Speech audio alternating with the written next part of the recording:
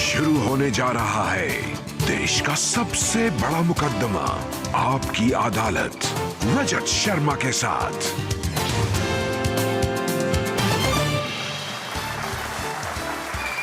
नमस्कार, आपकी अदालत में आपका स्वागत है। आपकी अदालत में आज पेश करेंगे एक बहुत अनुभवी पुलिस अफसर को, एक ऐसे पुलिस अफसर जिनके जानने वाले उनकी खूबियां गिनाते नहीं थकते, लेकिन दिल्ली में हुई कुछ घटनाओं के बाद वो सुर्खियों में रहते हैं। प्लीज वेलकम दिल्ली के पुलिस कमिश्नर नीरज कुमार।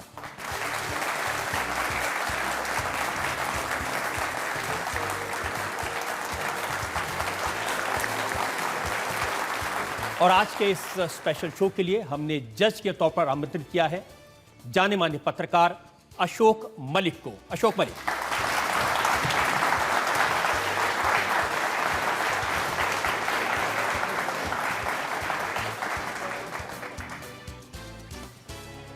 और इससे पहले कि आपकी अदालत में आज का मुकदमा शुरू करें, इल्जामात और सवालात का सिलसिला शुरू करें, आज के जज अशोक मलिक की इजाजत चाहेंगे आज की कार्रवाई शुरू करने के लिए।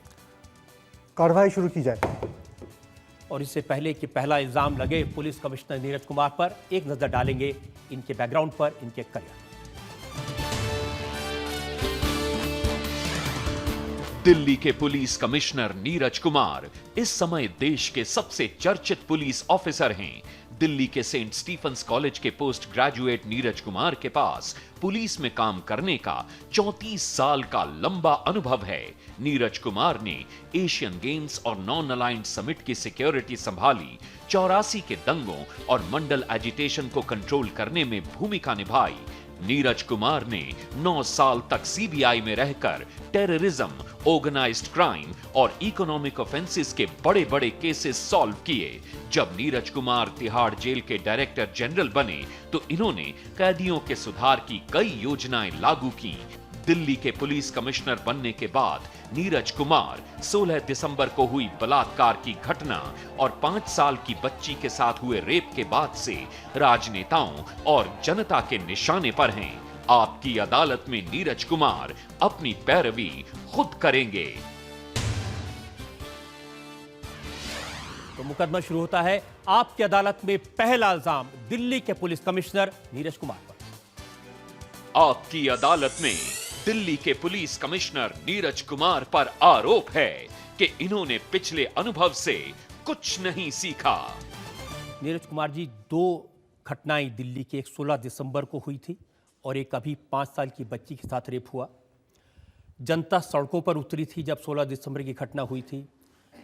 पार्लियामेंट में सवाल उठे थे, नेताओं ने बड़े बड़े भाषण दिए थे, जस्टिस वर्मा ने रिपोर्ट दी थी।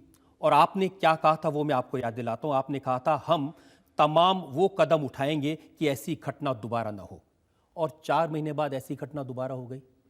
मैं पहली बात तो ये कहूँगा कि जो 16 दिसंबर की घटना थी और जो हाल में बच्ची के साथ बलात्कार हुआ, उसमें उन दोनों की तुलना नहीं की जा सकती।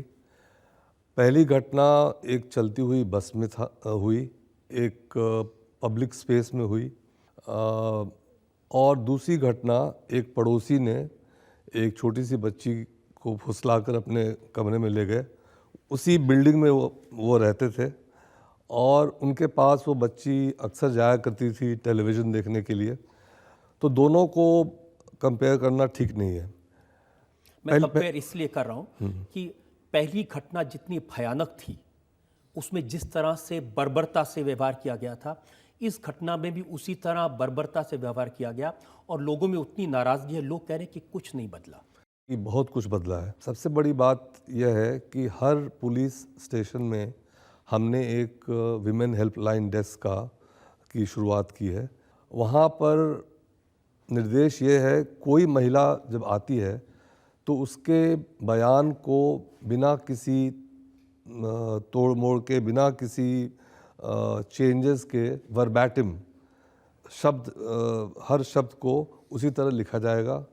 अगर कॉग्निजेबल ऑफेंस बनता है तो एफआईआर दर्ज होगा, और अगर नहीं बनता है तो नॉन कॉग्निजेबल रिपोर्ट लिखकर उसको उसकी एक कॉपी दे दी जाएगी। रजिस्ट्रेशन ऑफ रेप की संख्या जो है वो बढ़कर 158% हो गई है। जो इजाफा मोलेस्टेशन ऑफ विमेन है वो 600% हो गया है और ईव टीजिंग 700% हो गया है। अब आप ये कहेंगे कि इसका मतलब तो ये हुआ कि क्राइम बढ़ गया। क्राइम एक्चुअली बढ़ा नहीं है, ये हमारे निर्देशों का पालन हुआ है। आज एक महिला महसूस करती है कि वो एक पुलिस स्टेशन में जाएगी तो उसकी कंप्लेंट एक महिला अफसर सुनेगी और उसको लिखा जाएगा और उस पर कार्रवाई होगी। मैं एक उदाहरण आपको देना चाहता हूँ कि जो 5 साल की बच्ची जिसके बर्बरतापूर्ण रेप का जिक्र हम कर रहे हैं, उसके परिवार वाले कहते हैं कि जब वो पुलिस स्टेशन में गए तो रिपोर्ट लिखने के बजाय पुलिस वालों ने उनको 2000 रुपये दिए कि ले दे के बात ख़त्म कर लो। ये जो 2000 रुपये देने की बात कही जा रही है, ये हॉस्पिटल में हुआ था। मैं उसको उसकी सफाई देना नहीं चाहता हूँ, लेकिन वो इसलिए नहीं था कि बात को रफा दफा कर दिया जाए। ये बात मैं इसलिए कह रहा हूँ कि केस तो पहले से दर्ज हो चुका था, लड़की मिल चुकी थी, लड़की अस्पताल में थी, एनजीओज़ को बता दिया गया था, एनजीओज़ वहाँ मौके पर थे, मीडिया वहाँ आ गई थी, तो रफा दफा क्या करना है। मेरे पास उस लड़की के फादर का बयान है। बच्ची के पिता का कहना है कि पुलिस वाले के दिए गए पैसे उसने घर में संभाल कर रखे हैं और इसमें 2 पुलिसकर्मी शामिल थे। ये बिल्कुल सही उन्होंने कहा है, उनकी शनाख्त हो गई है और उनको सस्पेंड कर दिया गया है। जब सस्पेंड करते हैं तो जनता को भरोसा नहीं होता। हमने मुंबई का केस देखा जहां फेसबुक में 2 लड़कियों को पकड़ा था, पुलिस वालों ने सस्पेंड किया था, थोड़े दिन बाद रीइंस्टेट हो गए। ये भी वापस आ जाएंगे अपनी जगह पर। देखिए, ऐसा होता है कि अगर किसी क्राइम के बाद अगर कल्प्रिट्स पकड़े जाते हैं तब भी जनता को भरोसा नहीं होता है कि इनके खिलाफ कार्रवाई होगी। लेकिन एक प्रक्रिया है, पकड़े जाने के तुरंत बाद तो किसी को आप फांसी पर लटका नहीं सकते। 72 घंटे के अंदर सबों को पकड़ लिया। आम आदमी की भावना ये है कि इनको फ़ौरन आप फांसी दे दीजिए।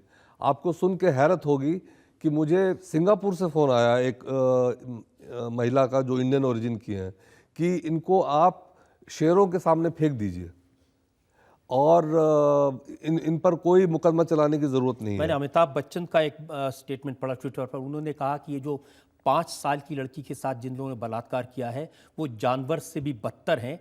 इन लोगों को तो जनता के हवाले कर देना चाहिए, जनता अपने आप हिसाब से। ये भावना, जनता की भावना यही है कि ऐसे लोगों पर को कानून की प्रक्रिया से गुजारने की ज़रूरत नहीं है, उनको फ़ौरन सज़ा दी जानी चाहिए और ऐसी सज़ा देनी चाहिए जो देखने के काबिल हो। जैसा कि मिडिल ईस्ट में होता है कि सरेआम लोगों के हाथ काट दिए जाते हैं, सरेआम लोगों के सर काट दिए जाते हैं, लेकिन हमारा समाज वैसा समाज नहीं है। एक पुलिस अफसर जिसने एक लड़की को थप्पड़ मारा जो प्रोटेस्ट कर रही थी, और इतनी ज़ोर से मारा कि उसके कान से खून निकलने लगा, उस पुलिस अफसर को भी आपने सस्पेंड कर दिया। वो तो कैमरा पर है, सामने दिख रहा है उसने क्या किया है, उसमें तो कोई जांच का विषय नहीं है। जांच का विषय नहीं है, लेकिन उसको भी आप फ़ौरन बर्खास्त नहीं कर सकते, डिसमिस नहीं कर सकते। ये हमारे देश का, हमारे समाज का ऐसा नियम है। इसका मतलब अब नियमों को बदलने की ज़रूरत है। मेरा ये मानना है कि हमारे नियमों में कोई कमी नहीं है, लेकिन कमी है उनके कार्यान्वयन करने में। तो फिर जुर्म कैसे बंद होगा? जुर्म किसी भी समाज में बंद नहीं हुआ है आज तक। कोई भी क्राइम फ्री सोसाइटी नहीं है। कम तो होता है, कंट्रोल होता है, कम होता है जब पूरा क्रिमिनल जस्टिस सिस्टम सुधर जाता है। जनता के मन में जो गुस्सा है, नाराज़गी है, उसकी बड़ी वजह यह है कि जिस तरह से बर्बरतापूर्ण तरीके से हुआ। अब ये जो 5 साल की लड़की के साथ जिस तरह वो डॉक्टर्स की मैंने रिपोर्ट देखी, कितनी हैवानियत थी। प्रधानमंत्री ने कहा कि इस घटना से मैं बहुत विचलित हूँ। सुषमा स्वराज ने कहा कि आई एम शॉक्ड जिस तरह से उस लड़की के प्राइवेट पार्ट में से मोमबत्तियाँ और बॉटल्स मिली। ये कहने में भी किसी को तकलीफ होती है। अब इतनी बर्बरता समाज में है, इसका कारण कहीं ना कहीं पुलिस की कमी तो होगी, कहीं ना कहीं उनको ये तो होगा कि कहीं कोई देखने वाला नहीं है। ये बिल्कुल गलत है। समाज की कुरीतियाँ, समाज की विकृतियाँ वो पुलिस की वजह से नहीं है। जिम्मेदारी पुलिस की नहीं है कि समाज बिल्कुल नहीं में है, क्राइम ना हो। बिल्कुल भी नहीं। समाज के लोगों को सुधारने का काम मान लीजिए मैं उदाहरण देता हूँ, कभी किसी ज़माने में विधवाओं की शादी दोबारा शादी नहीं होती थी। कुछ महापुरुष आए, उन्होंने एक मुहिम चलाई, पूरा समाज बदल गया। अब विधवाओं की दोबारा शादियां होने लगी हैं। इंटरकास्ट मैरिजेस नहीं होते थे, अब इंटरकास्ट मैरिजेस हो रहा कि है। दिल्ली पुलिस किसी महापुरुष का इंतजार कर रही है जो आएगा और इन सबको कंट्रोल करेगा।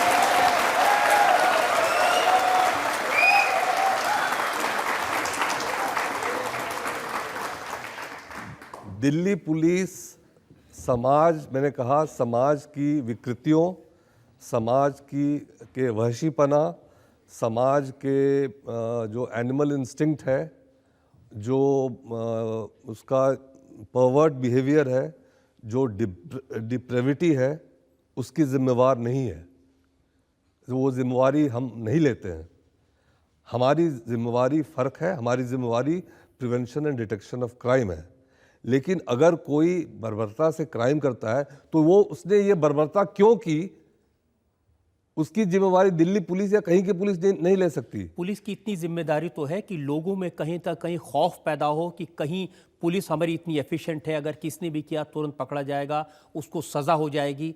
जब लोगों को सज़ा नहीं होती, जब लोग छूट जाते हैं, तो फिर लोगों की जो क्राइम करने वाले उसकी हिम्मत मैंने तो 16 दिसंबर की जो घटना हुई जिसमें इतनी बर्बरता हुई, हमने 72 घंटे में सबको पकड़ लिया।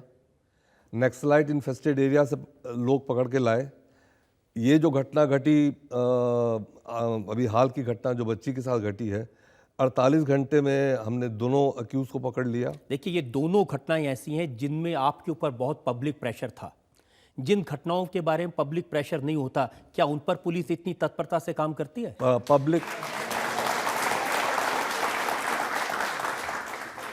पब्लिक प्रेशर की वजह से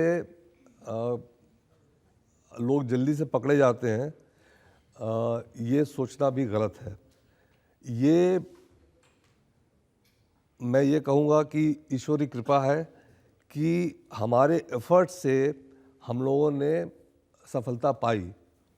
मान लीजिए अभी दीपक भारद्वाज का मर्डर हुआ, उसमें सारे हम लोगों ने अक्यूज़ पकड़ लिए। एक अक्यूज़ है वो अभी भागा हुआ है, वो केस भी तो पब्लिक डोमेन में है। एक स्वामी जी हैं जिनके बारे में हमें खबर है कि वो देश छोड़कर भाग गए हैं। तो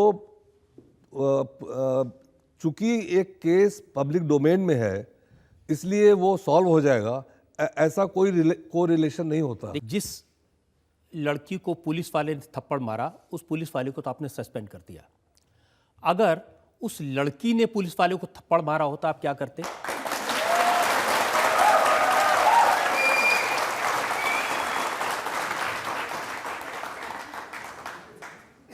public police officer on duty पर अगर असॉल्ट होगा तो उस पर कानून है और उसी कानून के तहत एफआईआर दर्ज होती, लड़की को जेल में भेज देते।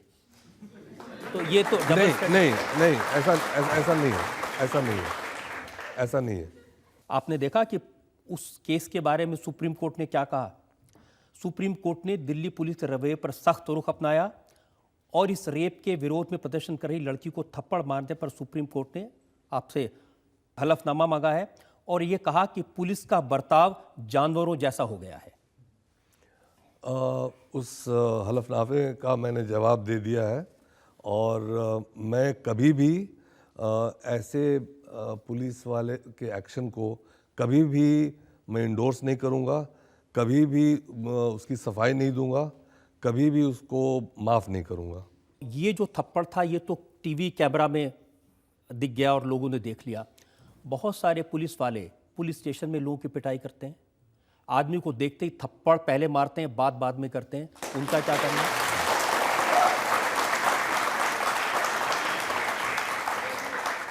ये गलत धारणा है। अगर ऐसी धारणा होती, अगर ये सही होता तो इतने ज़्यादा जो केसेस होते हैं, रजिस्टर होते हैं, वो कैसे हो जाते हैं? लोग अगर सब घुसते के साथ उनको थप्पड़ लग जाता तो उनके एफआईआर कैसे लिखी जाती? तो मैं ऐसा नहीं। व्यवहार की बात कर रहा हूँ। यहाँ इतने लोग बैठे हैं, आप किसी से पूछ लीजिए, लोग आपको बताएंगे कि पुलिस वालों का व्यवहार जनता के प्रति कैसा होता है। नहीं, सवाल है, मैं बताता हूँ। ये एक ये एक धारणा है। ये मान लीजिए ये धारणा है कि अगर रजत शर्मा जी की अदालत में जाएंगे तो उल्टे सुलटे सवाल पूछे जाएंगे, तो ये धारणा गलत भी हो सकती ऐसी है। धारणा लेकर आए थे आप क्या?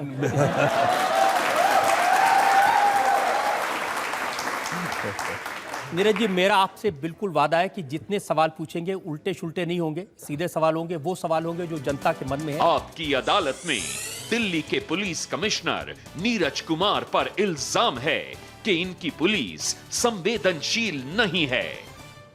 नीरज कुमार जी, आपने सुना होगा, और आश्चर्य इसलिए होता है कि इस देश के प्रधानमंत्री की 2 बेटियां हैं, देश के गृह मंत्री की 2 बेटियां हैं, आपकी 2 बेटियां हैं, जो दिल्ली को राज कर रहे हैं, वो बेटी का दर्द जानते हैं, लेकिन इसके बावजूद इसी शहर में हमारी बेटियां सुरक्षित नहीं हैं।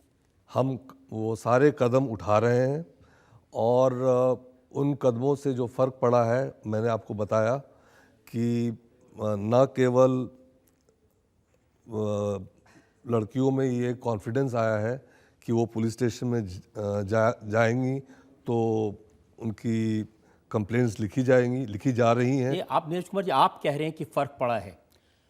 कांग्रेस के अध्यक्ष सोनिया गांधी देश की सर्वोच्च नेता हैं, उन्होंने पत्र लिखा है, उसमें लिखा है ये शर्म की बात है कि ऐसी घटनाएं बार बार घटती हैं।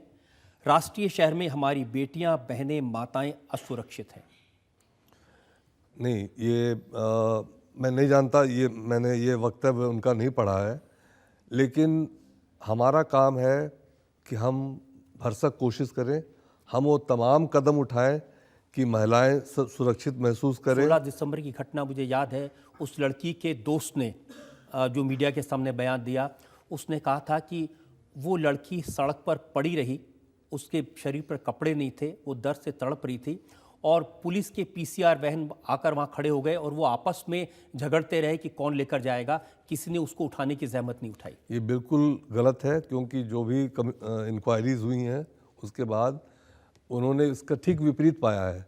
जो पुलिस कंट्रोल रूम की वैन थी उसी ने उस लड़की को कपड़े दिए, एक पास के गेस्ट हाउस से लेकर, और इनका जो जिस बयान का आप जिक्र कर रहे हैं वो बयान उन्होंने टेलीविज़न चैनल को दिया। अगर आप उनका बयान पढ़ें जो उन्होंने कोर्ट में दिया तो ठीक उसके विपरीत दिया। आप कह रहे हैं कि कोर्ट में उन्होंने कहा कि पुलिस ने बहुत एफिशिएंटली काम किया। बिल्कुल। एक आदमी जो टीवी चैनल पर ये बात अपने पूरे दुख और दर्द के साथ बोलता है, वो अगर बदला है तो कहीं पुलिस का प्रेशर तो नहीं उनके ऊपर? क्योंकि उन्होंने तो ये कहा कि वो पुलिस के सामने एम्बुलेंस बुलाने के चिल्लाता रहा, किसी ने उसकी नहीं सुनी, यहाँ तक कि दोनों को कपड़े तक नहीं दिए। जो शीट लेके आए थे होटल से, उस पर उसने उस लड़की को उठाया और उसमें रखा। ये बिल्कुल गलत है। वो आदमी क्यों ऐसा झूठ बोलेगा? क्यों नहीं बोलेगा? ये बात अगर उसकी सच होती तो इंक्वायरीज में आती जो इंडिपेंडेंट जजेस ने की है।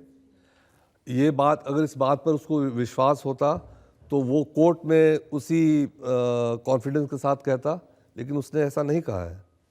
आप कह रहे हैं कि पीसीआर वैन भी टाइम पर पहुंची थी, पुलिस वालों ने उस लड़की को हॉस्पिटल भी वक्त पर पहुंचाया था, इसमें कहीं कोई कमी नहीं बिल्कुल कमी नहीं थी, और ये कमीशन ऑफ इंक्वायरी में बिल्कुल साफ जाहिर हुआ। और ये भी झूठ है कि वहाँ पब्लिक जो आ रही थी, लोग गुजर रहे थे, खड़े होकर तमाशा देख रहे थे और किसने रुक के मदद करने की कोशिश नहीं की। बिल्कुल लोग खड़े थे उनके इर्द गिर्द, उसमें महिलाएं भी थीं, और किसी ने उनको कपड़ा नहीं दिया।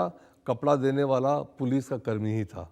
आप कह रहे हैं कि पुलिस सही थी और पब्लिक गलत थी? नहीं, पब्लिक और पुलिस की बात नहीं है। वहाँ पर जो लोग इकट्ठे थे उन्होंने उसकी कोई मदद नहीं की।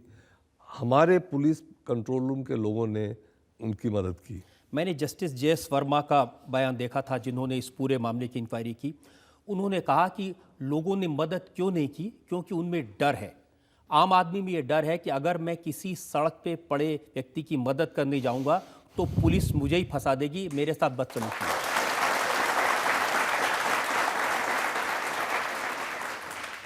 ये बहुत हद तक सही है कि ऐसी एक धारणा है, इसीलिए हम लोग बार बार एडवर्टिजमेंट्स देते हैं, बार बार हिदायत देते हैं अपने अफसरों को कि कोई अगर किसी इंजर्ड को लेकर अस्पताल आए तो उसको उससे सवालात अगर वो अपनी आइडेंटिटी बताना न चाहे तो इंसिस्ट न करें, और उनका अगर बयान देना नहीं चाहे तो बयान न ले। मेरे पास में बहुत सारे बयान हैं लड़कियों के जो अखबारों में छपे हैं। उन सब का ये कहना है कि अगर कोई लड़की पुलिस स्टेशन में शिकायत करने जाए तो पुलिस वाला पहले उस लड़की से ही पूछता है कि इतनी रात को क्यों घूम रही थी, तुमने ऐसे कपड़े क्यों पहने हुए हैं।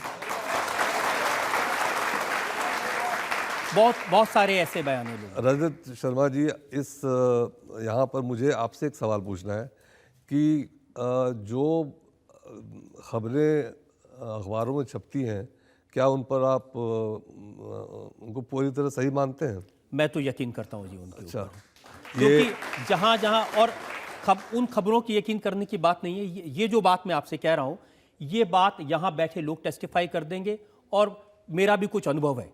मैं भी जानता हूँ कि जब किसी लड़की पुलिस वाले के पास शिकायत लेकर जाती है तो उसके साथ कैसे, सब पुलिस वाले ऐसा करते हैं ऐसा नहीं कहता, सब अफसर रहते हैं ऐसा नहीं कहता, लेकिन पुलिस में बड़ी संख्या में ऐसे लोग हैं जिनकी मानसिकता आज भी एंटी विमेन है। आपका कहना कुछ हद तक ठीक है, इसीलिए हम लोग जेंडर सेंसिटाइजेशन प्रोग्राम चलाते हैं। उनके बेसिक ट्रेनिंग में ये इनपुट होता है कि महिलाओं की तरफ किस तरह से व्यवहार किया जाए, और उनके साथ इन सर्विस ट्रेनिंग भी होती है, और हम हमेशा कोशिश करते हैं कि उनको जेंडर सेंसिटाइज किया जाए। आप सेंसिटाइज भी करते हैं, आपने रूल्स भी चेंज किए हैं, लेकिन नतीजा तो ज़ीरो है। नहीं, मैं ये नहीं मानता कि नतीजा ज़ीरो है। आप मानते हैं कि अब पुलिस पहले से ज़्यादा संवेदनशील हो गई, ज़्यादा सेंसिटिव है? बिल्कुल, और उसका प्रूफ मैं बार मैं उन्हीं आंकड़ों को देता हूँ। पहले टेंडेंसी थी कि अगर कोई महिला रिपोर्ट करने आए तो उसको ये कहा जाता था कि तुम रिपोर्ट लिखाओगी, तुम्हारे परिवार की बदनामी होगी, तुम्हारे साथ रेप हुआ है, तुम्हारी फिर कभी शादी नहीं होगी, इस तरह की चीज़ें कहकर उसको थानों से भगा दिया जाता था। अब वो रिपोर्ट्स वैसे की वैसे लिखी जा रही हैं, इसीलिए ये आंकड़े बढ़ गए हैं। मैं आपसे सिर्फ इतना पूछना चाहता हूँ, आप कह रहे हैं कि ये दिसंबर 16 की जो घटना हुई उसके बाद किया जी, लेकिन आप दिल्ली के पुलिस कमिश्नर तो पिछले साल जुलाई में बने थे, तो इस घटना का इंतजार करना पड़ा इस तरह की कदम उठाने के लिए? नहीं, आपने ये कहा कि इस घटना के बाद कुछ नहीं बदला है, तो उस संदर्भ में मैंने ये आंकड़े आपको दिए। तो आप कह रहे हैं कि ज़्यादा केसेस रजिस्टर हो रहे हैं, ज़्यादा महिलाएं पुलिस स्टेशन में जा रही हैं, ये सोच करके हमके संतोष करना चाहिए। हमें इस पर शर्म नहीं आनी चाहिए कि हमारे यहाँ इतने रेप हो रहे हैं, हमारे यहाँ महिलाओं के प्रति इतने क्राइम बढ़ गए हैं। इसका दुख और तकलीफ हमें नहीं होनी चाहिए। नहीं, दुख तकलीफ होनी चाहिए रजत जी, लेकिन आपको ये भी पता होना चाहिए कि रेप का ज़्यादातर हिस्सा 97% हिस्सा जो है वो नॉन लोग घरों में करते हैं। मैंने ये रिपोर्ट्स पढ़ी हैं कि जो परिवार के लोग हैं, रिलेटिव्स हैं, दोस्त हैं, वो लोग होते हैं। लेकिन तो उसको पुलिस क्या हर बेडरूम में हाजिर हो, क्या वहाँ पर लोगों को तो जो ये इस बात को सोचना पड़ेगा। 2 घटनाओं को लेकर आपने पूरे पुलिस पर ये इतनी सारी लांछनाएं और मुझ पर इतने सारे आरोप लगा दिए, क्योंकि एक रेप 16 दिसंबर को हो गया और एक ये बर्बर घटना घट गई। बहुत ही बर्बर थी, शर्मनाक थी, सारा समाज शर्मसार हुआ इनसे। पुलिस का काम था लोगों को पकड़ना, उनको प्रोसिक्यूट करना, हमने ये काम किया। लेकिन अगर उन लोगों के दिमाग की विकृतियों को आप सोचते हैं कि पुलिस दूर कर देगी, ये पुलिस का काम नहीं है। ये काम है समाज सेवियों का, ये काम है सोशल साइंटिस्ट का, सोशल वर्कर्स का। ये साइकोपैथ्स का इलाज पुलिस नहीं कर सकती। साइकोपैथ्स को पुलिस गिरफ्तार कर कोर्ट के सामने खड़ा कर सकती है। मैं आपकी बात मान लेता हूं कि समाज में जो विकृतियां हैं उसका इलाज पुलिस के पास नहीं है, लेकिन समाज में जो क्राइम बढ़ रहा है उसका इलाज तो पुलिस के पास होना चाहिए। आपने कहा कि 97% परिवार वाले होते हैं, जो 3% है, क्या पुलिस की सिर्फ वही जिम्मेदारी है कि जो 3% बलात्कार बाहर होंगे वो हमारी जिम्मेदारी है, बाकी हमारी नहीं? तो आप बताइए कि उन 97% के बारे में हम क्या करें? आप पुलिस कमिश्नर हैं, आपकी ट्रेनिंग है, 34 साल से आप पुलिस सर्विस में, आप मुझे बताएंगे कि मैं आपको बताऊंगा कि कैसे है?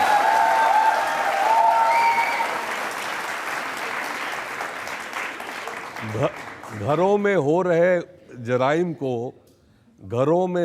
जराइम को रोकने के लिए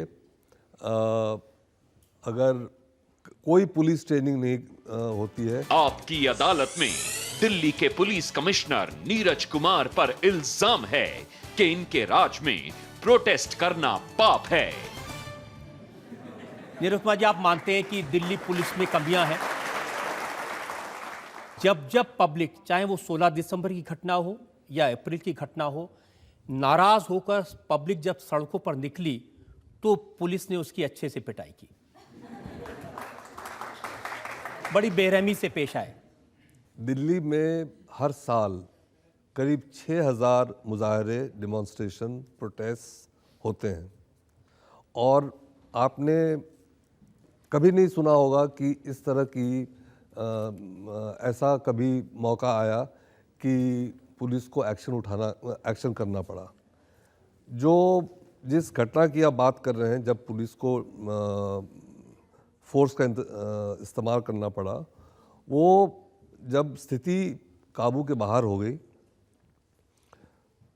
जब उस जगह पर प्रोटेस्ट किया जा रहा था जहां पर 144 लगा हुआ था, जब उस जगह पर प्रोटेस्ट हो रहा था जहां पर रिपब्लिक डे की तैयारी चल रही थी, जब वहां पर प्रोटेस्ट हो रहा था जहां पर अगले दिन रशिया के प्रेसिडेंट साहब आने वाले थे, मिस्टर पुतिन हैदराबाद हाउस आने वाले थे, तो ऐसे, और जब उनको कई दफ़ा वाटर कैनन, टीयर गैस और माइल्ड केन चार्ज करके उनको कंट्रोल करने की कोशिश की गई, इसके बावजूद वो जब कंट्रोल में नहीं आए और हमको उस अनलॉफुल असेंबली को शाम को अंधेरे होने से पहले उनको डिस्पर्स करने की ज़रूरत महसूस हुई, तो दिन भर के जद्दोजहद के बाद हमने फोर्स का इस्तेमाल किया।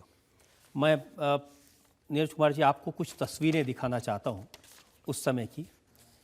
इन तस्वीरों से आपको ये अंदाज़ा हो जाएगा कि ये कैसे लोग हैं जिन पर अभी ये जो घटना हुई है, इसकी ये तस्वीर देखिए।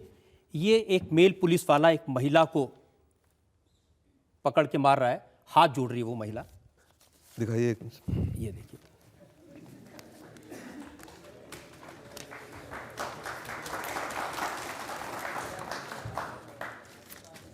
अब मैं आपको पहले की तस्वीरें दिखाता हूं। ये देखिए, ये स्कूल कॉलेज में पढ़ने वाले बच्चे बच्चियां हैं जिनके पर पुलिस लाठी मार रही है।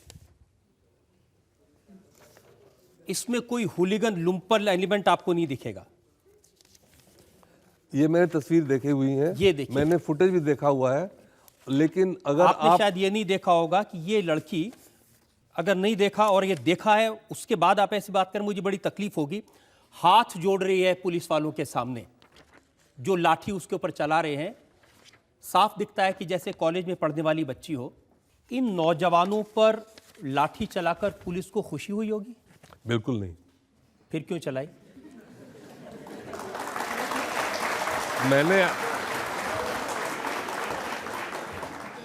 मैंने आपको वो तमाम हालात बताए जिन हालातों में पुलिस को ये एक्शन लेना पड़ा, और हमारे सामने इसके अलावा कोई विकल्प नहीं था।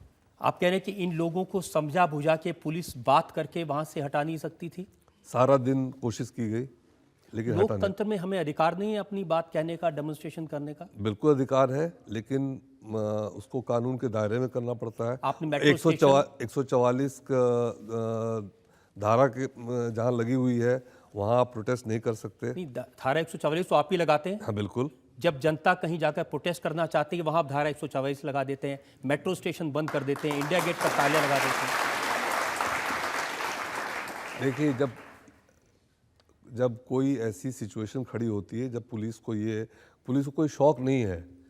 अगर शौक होता तो यहाँ भी हम लोग 144 लगा देते लेकिन हमें शौक नहीं है। बॉस्टन ब्लास्ट के बाद 3 दिन तक पूरा शहर बंद रहा, क्योंकि टेररिस्ट की तलाश होने वाली थी।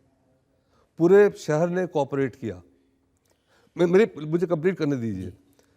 क्या हिंदुस्तान शहर में ऐसा हो सकता है? क्या हिंदुस्तान शहर में अगर कर्फ्यू हम लगा दें पूरे शहर में तो कोई उसको स्वीकार करेगा? कभी नहीं करेगा। क्यों? क्योंकि हमारे जो एक कल्चर है, हमारा जो एक स्वभाव है, हमारा जो एक अप्रोच है, वो एक कोऑपरेशन का अप्रोच नहीं है। अगर हमें मालूम है कि इस लाइन के आगे हमें नहीं जाना है, अगर पुलिस ने एक लाइन बना दी, एक बैरियर बना दिया, उसको क्रॉस नहीं करना है, लेकिन यहाँ का कल्चर ही उसको तो ज़रूर क्रॉस करेंगे। पुलिस के बैरियर को तो ज़रूर तोड़ेंगे। आप मुझे सर इतना बता दीजिए कि जो दिसंबर की घटना हुई या अप्रैल की घटना हुई, जिसको लेकर के इस देश के लोगों के अंदर बहुत नाराज़गी है, लड़कियों में, माँओं में, बहनों में, और वो अपनी बात कहना चाहते हैं, वो डेमोन्स्ट्रेशन करना चाहते हैं, दिखाना चाहते हैं कि हम इकट्ठे हैं, हमारे मन में नाराज़गी है, तो कहाँ जाएंगे? उनके लिए जगह बना हुआ है। उनको जनता आप कह देंगे बुराड़ी गांव में जाकर डेमोन्स्ट्रेशन करिए? हमने ये क्या बात? रजत जी, अगर आप ये कहना चाहते हैं कि जंतर मंतर बुराड़ी गांव में है, तो फिर शायद आपको दिल्ली का पता जंतर नहीं। मंतर पर भी जिन्होंने प्रदर्शन किया, क्या उनको पुलिस ने लाठी नहीं मारी? क्या उनको पुलिस ने? बिल्कुल नहीं मारी। उस दिन भी सुनिए, उस दिन भी उनको यही कहा गया, जिसको भी प्रदर्शन करना है आप वहाँ कीजिए। सिर्फ प्रदर्शन करने वाले, ऐसा नहीं कि प्रदर्शन करने वाले पहुँचे और उन पर लाठी बरसानी शुरू कर दी। आप अगर अभी मेरे साथ चलेंगे जंतर मंतर पर, तो कम से कम वहाँ 3000 लोग डेमोन्स्ट्रेशन कर रहे हैं आज, इस वक्त, अलग अलग फिक्रों के। यहाँ बैठे लोग कह रहे हैं, हम इनकी बात सुन लेते हैं। आप अगर इनमें से कोई लोग हैं जिन्होंने ऐसे डेमोन्स्ट्रेशन में पार्टिसिपेट किया, जो कुछ कहना चाहते हैं? सर, मेरा सवाल ये है कि मैंने भी प्रोटेस्ट में हिस्सा लिया था, लेकिन सर वहाँ पे जाने के बाद जो अभद्र व्यवहार हम लोगों के साथ किया गया, वो बहुत बुरा हुआ। मेरे साथी में से एक साथी को पुलिस वालों ने 6 डंडे मारे, और उसके बाद वो उसे घसीट के ले गए, और फिर वहाँ से उनको छोड़ दिया गया। सेम वही कानून लागू कर रहे हैं सर आज के पुलिस वाले, वही कानून लागू कर रहे हैं जो अंग्रेजों का टाइम रॉलेट एक्ट एक कानून उन्होंने लागू किया था, जो बिना कारण पूछे ही मुकदमा चला देते थे और जेल में डाल देते थे और लाठियां चार्ज कर देते थे। सेम वही आज रॉलेट एक्ट दिल्ली पुलिस ला रही है। ऐसा क्यों सर? क्यों रॉलेट एक्ट जैसा एक दमनकारी कानून लागू किया जा रहा है?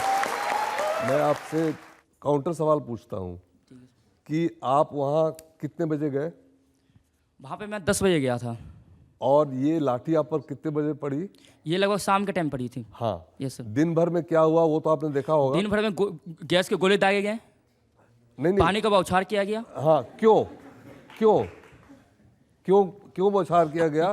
क्या हमें शौक है आपको नहलाने का? मेरा भी शौक नहीं है, ये मेरा अधिकार है। मेरा संविधान ने अधिकार दिया है मुझे प्रोटेस्ट करने का। हम कर सकते हैं सर, क्यों नहीं कर सकते? लेकिन प्रोटेस्ट आप सब जगह तो नहीं कर सकते। आप यहाँ उठ के प्रोटेस्ट तो नहीं कर सकते। यहाँ करेंगे कोई सुनेगा नहीं तो सर। नहीं, प्रोटेस्ट करने की एक जगह मुकर्रर की गई थी। Yes sir. वहाँ 144 लगा हुआ था। ये सबको पता है कि वहाँ 144 है वहाँ पर, लेकिन आप प्रोटेस्ट कर रहे हैं। हमने आपको बर्दाश्त किया सुबह 10 बजे से लेकर शाम तक, और जब बार बार आपको क्या नाम है, वाटर कैनन आप पर मारे गए, उसके बावजूद आप डिस्पर्स नहीं हुए, पुलिस की हिदायतों को आपने नहीं फॉलो किया, तब हमें फोर्स का इस्तेमाल करना पड़ा। जिन नौजवानों के बारे में आप कह रहे हैं कि वो उद्दंड हो गए थे, उनको रोकने की कोशिश की, दफ़ा 144 जहाँ लगी वहाँ गए, उनके बारे में जस्टिस JS वर्मा ने क्या कहा ये आपको बताता हूँ। उन्होंने कहा कि युवाओं ने हमें रास्ता दिखाया, यहाँ तक कि जब उन्हें उकसाया गया तब भी उन्होंने रिएक्ट न करके शांति बनाए रखी। देखिए, अब जस्टिस वर्मा के स्टेटमेंट का खंडन तो करना उचित नहीं होगा, और लेकिन वहाँ क्या घटा वो तो उस सारे चैनलों ने कवर किया है। ये जो सज्जन जो मुझसे सवाल पूछे उन्होंने खुद बताया कि 10 बजे से सुबह से थे, उससे पहले भी लोग गए हुए थे।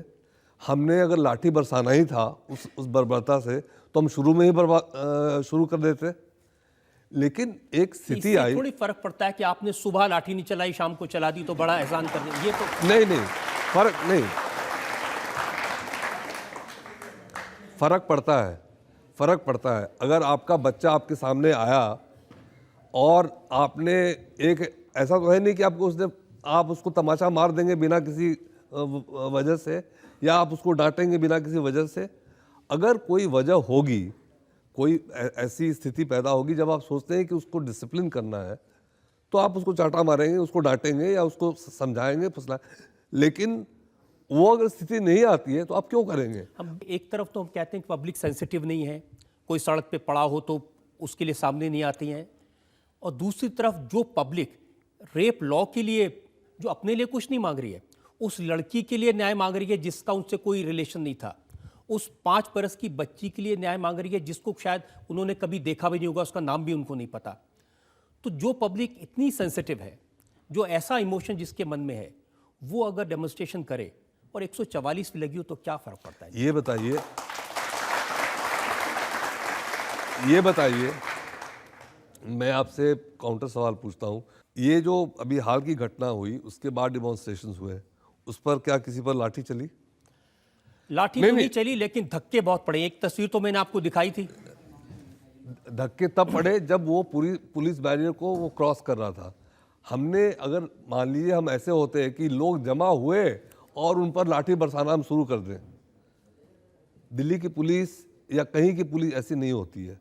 पुलिस को जब भी फोर्स इस्तेमाल करना होता है तो एक कोई ऐसी स्थिति पैदा होती है जब जो फोर्स को डिमांड करती है, क्योंकि याद रखिएगा उसको फिर बाद में जस्टिफाई करना पड़ता है। आपने फोर्स अगर यूज किया है तो आपको कानून के सामने, कोर्ट्स के सामने जवाब तो मांगा है सुप्रीम कोर्ट ने, तो उसका हम जवाब दे रहे हैं ना।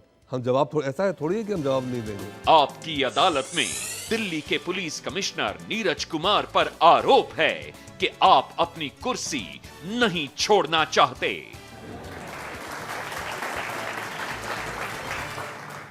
बहुत बार आपने ये सवाल फेस किया होगा, दिल्ली की सड़कों पर नारे लगते हैं। आप पुलिस हेडक्वार्टर का जिक्र हम कर रहे थे, पुलिस हेडक्वार्टर के बाहर लोग नारे लगाते हैं, दिल्ली पुलिस हाय हाय, नीरज कुमार इस्तीफा दो। तो कभी मन नहीं करता कि छोड़ के चले जाएं?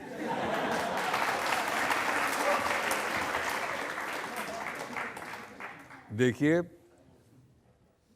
मैं ऐसे सिचुएशन से भागने वालों में से नहीं हूँ। रिज़ाइन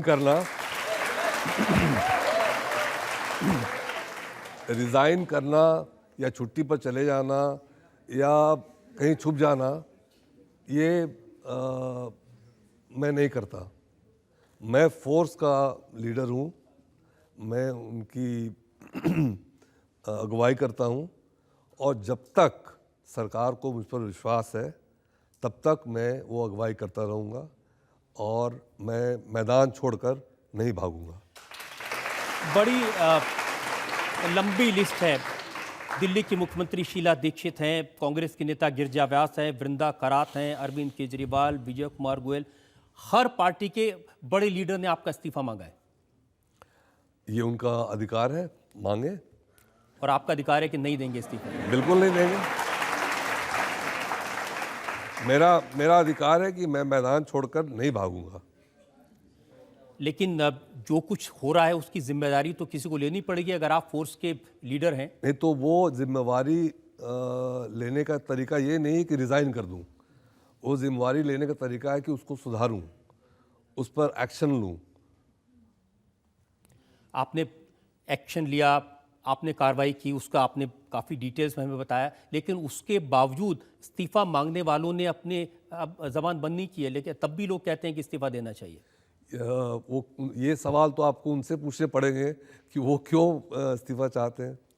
जो आदमी दिल्ली का पुलिस कमिश्नर है, जब दिल्ली में इस तरह की घटनाएं होती हैं तो उसको कोई जिम्मेदारी लेकर पद नहीं छोड़ना चाहिए? देखिए, दिल्ली के इतिहास में आपको मालूम है, पार्लियामेंट हाउस पर अटैक हुआ। क्या पुलिस कमिश्नर के इस्तीफे की मांग हुई? रेड फोर्ट पर अटैक हुआ। क्या दिल्ली पुलिस के कमिश्नर के इस्तीफे की मांग हुई? राजीव गांधी जी पर अटैक हुआ राजघाट पर, क्या दिल्ली पुलिस के कमिश्नर को हटाए जाने की कोई मांग हुई या उनको हटाया गया? ऐसा नहीं हुआ। मैं आपको बता देता हूँ। 1980 में भिंडर साहब दिल्ली के पुलिस कमिश्नर थे, उन्हें हटाया गया था। उनकी जगह बजरंग लाल जी आए। थोड़े दिन में घटना हुई, उनको हटा दिया गया। बजरंग लाल जी गए, सुभाष टंडन बने। दिल्ली में 84 के राइट्स हुए, सुभाष टंडन को हटाया गया। उनके जगह एसएस जोग आए, टीआर कक्कड़ बने। लाजपत नगर का ब्लास्ट हुआ, कक्कड़ साहब को हटाया गया। रिसेंटली आपको बताता हूँ, मैंने आपको एग्जाम्पल दिया पार्लियामेंट हाउस अटैक का, मैंने आपको एग्जाम्पल दिया रेड फोर्ट अटैक का, मैंने आपको एग्जाम्पल दिया राजीव गांधी। चलिए मैं आपको एग्जाम्पल देता हूँ 26/11 का। जब मुंबई में घटना हुई, होम मिनिस्टर हटे, मुख्यमंत्री हटे और पुलिस कमिश्नर हटे। मैं आपको एग्जाम्पल देता हूँ 9/11 का, यूएस में कौन हटा? अगर आप यूएस में होते तो शायद मैं आपकी डिमांड भी नहीं करता। मैं तो आपको इस देश के एग्जाम्पल दे रहा हूँ। हाँ, नहीं, ये इससे ऐसा कोई संबंध नहीं है। अगर सरकार कल ये फैसला करती है कि वो मुझे हटाना चाहती है तो मैं क्या कर सकता हूँ? मुझे हटना ही पड़ेगा। सरकार से तो हमने आपकी तारीफ सुनी। दिल्ली के होम सेक्रेटरी आर.के. सिंह ने कहा कि बड़ी तेज कार्रवाई की, बड़ी अच्छी तरह से आपने एक्शन लिया। और फिर उसके ऊपर जस्टिस वर्मा ने कहा कि जिस तरह से होम सेक्रेटरी पुलिस कमिश्नर की तारीफ कर रहे हैं, उससे मैं हैरान हूँ। वो तो दुनिया में अब नहीं है। मैं उनकी बहुत इज़्ज़त करता हूँ। मैं उनके क्रिमेशन में भी गया था, तो अगर वो हैरान थे तो मैं उसके लिए क्या कर सकता हूँ? एक कहावत मैंने सुनी है, जब हम रिपोर्टिंग करते थे क्राइम की, तो ये कहते हैं जो दिल्ली का जो पुलिस कमिश्नर है वो हाथी पर बैठकर आता है लेकिन पैदल वापस जाता है। इतिहास इसका गवाह नहीं है। कई पुलिस कमिश्नर्स यहाँ से, हमारे जो प्रेडिसेसर थे, उनके साथ ऐसी कोई बात नहीं हुई। और एक बहुत पहले ऐसा एक सिलसिला हुआ था कि 2-3 कमिश्नर के साथ ऐसा हुआ था, लेकिन मैंने आपको बताया इतनी बड़ी बड़ी घटनाओं के बावजूद भी पुलिस कमिश्नर को नहीं हटाया गया था। इसको आप अच्छा मानते हैं कि? बिल्कुल अच्छा मानता हूँ। अब हम फाइनल राउंड, जनता के जो सवाल हैं। आप ऐसा कहते हैं कि समाज को सुधारने के लिए किसी महापुरुष की ज़रूरत है, तो जब समाज सेवी या महापुरुष जैसे अन्ना हजारे और बाबा रामदेव दिल्ली में आते समाज सुधार करने के लिए, तो पुलिस उन्हें डंडे मार के वापस भगाती है या हेलीकॉप्टर में हाईजैक करके उनको अपने घर में छोड़ के आती है, तो समाज सुधार होगा कैसे सर?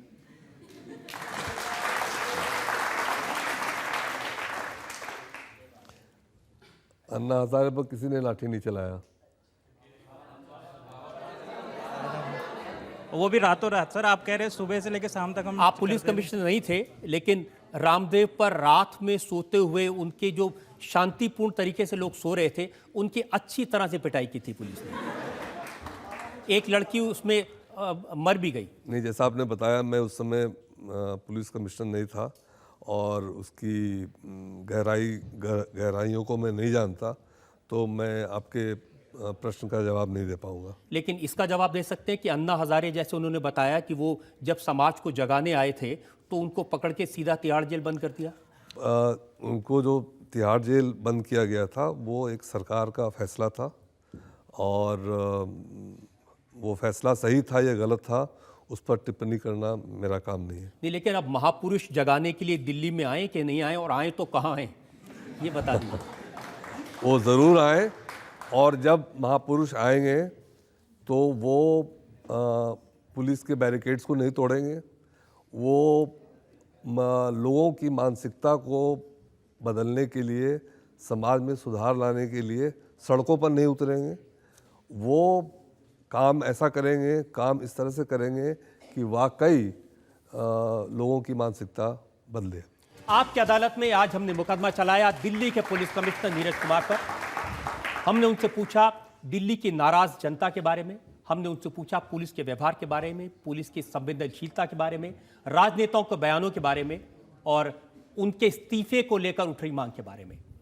आपकी अदालत में अब वक्त है आज के जज, जाने माने पत्रकार अशोक मलिक के फैसले का। कमिश्नर साहब, पिछले कुछ दिनों में दिल्ली में 2 भयंकर बलात्कार हुए। इसके बाद जैसा आपने कहा, आपकी पुलिस ने अपराधियों को कुछ ही घंटों में या दिनों में पकड़ लिया। ये काबिल तारीफ है, मगर हमें ये भी मानना पड़ेगा कि जनता का जो भरोसा पुलिस पे होना चाहिए वो नहीं है, और इस भरोसे के बिना ना जनता और दिल्ली अपने आप को सुरक्षित समझेगी, ना आप पुलिस फोर्स अपना काम कर पाएगी। इस भरोसे को जीतना और पुलिस और जनता का जो रिश्ता है इसको संवारना, ये आपका काम है और आपको करना चाहिए।